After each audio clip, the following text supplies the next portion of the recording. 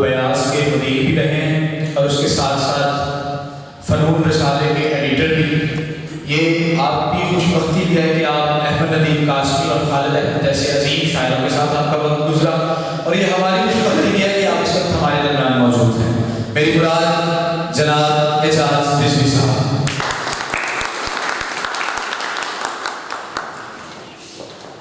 یہ میں ایک بات کہنا چاہوں گا کہ اعجاز رضوی صاحب اور یہ بھی اعجاز رضوی صاحب,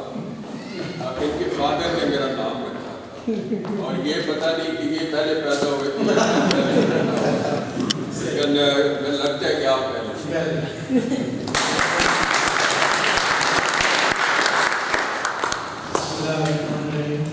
پہلے تو میں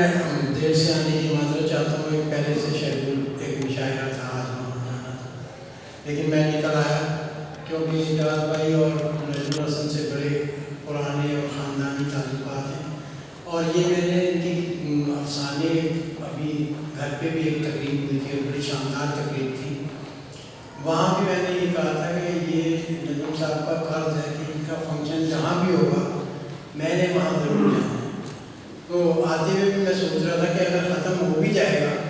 تو کم سے کم نجم کے ساتھ ایک کپ چائے پی کے تو اس کو تسلی ہو جائے گی کہ میں ان کے فنکشن میں گیا. نجم الحسن کے افسانوں کا آپ تمام احباب جو یہاں بیٹھے ہیں, میرا خیال سب سے پرانا قاری ہے.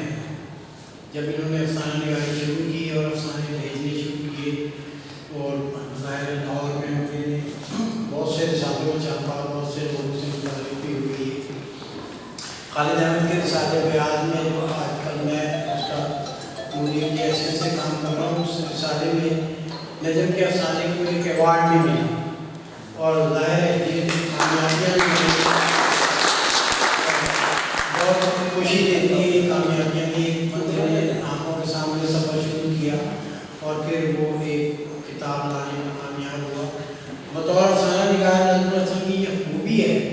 کہ انہوں نے فیشن کے ساتھ خود کو نہیں بدلا. بہت سے افسانے نے بہت سے موڑ لیے کیونکہ داستان سے نکل کے تھوڑا سا مختصر ہوا, پھر علامتی افسانے میں آیا, پھر اور اس میں آج جو ماڈرن اس کی صورت ہے وہ مائکرو فکشن کی صورت میں ہے کہ 1-1.5 صفحے کا افسانہ لکھیں اور کہانی کو ختم کر دیں. بہت سارے لوگ جو افسانہ لکھ رہے تھے وہ اس سے متاثر ہوئے اور انہوں نے اس افسانے کی طرف آ گئے ہو کہ جی مصروفیت بھی ہے لوگوں کی بہت زیادہ ہے, ہمیں بھی ٹائم نہیں ملتا, تو یہ جو مختصر فارم ہے افسانے کی یہ بہترین ہے. لیکن کمال ہے نجم الحسن کا کہ انہوں نے دنیا کو دیکھتے ہوئے, افسانے کے قاری کم ہوتے ہوئے دیکھتے ہوئے بھی انہوں نے اپنے آپ کو نہیں بدلا اور پوری جزیات نگاری کے ساتھ وہ کام کر دکھایا جو اب لوگ نہیں کر رہے. تو اس روایت کو اگر ہم دیکھیں افسانے کی تو پریم چند سے لے کر کرشن چندر اور پھر احمد ندیم قاسمی اور اشفاق احمد جو ان کے بانو قدسیہ اور ان کے طویل افسانے ہیں جو تمام جزیات کے ساتھ ہیں. نجم الحسن نے ان لوگوں سے متاثر نہیں ہوا, یقیناً ان کو پڑھا ہوگا. سارے خیالات کسی بھی فنکار کے لیے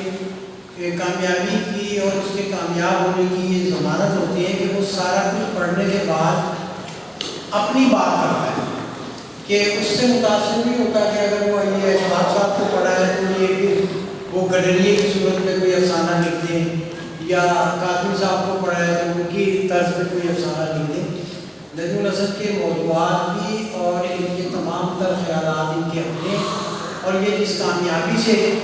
کہانی لکھ رہے ہیں اور انسان انہوں نے کتاب اپنی مرتب کر لی ہے, تو اس کو دیکھ کے یہ لگتا ہے کہ ایک وقت آئے گا اور زیادہ دور نہیں ہے وہ وقت کہ یہ ایک ناول تخلیق کریں گے جو ایک بڑی کہانی کی صورت میں بڑا شاندار ناول ہوگا, کیونکہ ان کا پس منظر دیہاتی بھی پس منظر ہے اور ایک لاہور جیسے شہر میں بھی ان کے آنا جانا ان کا تعلق. تو ایک بڑے رائٹر کے طور پہ ادب میں ان کو مبارکباد دیتا ہوں کہ اتنی شاندار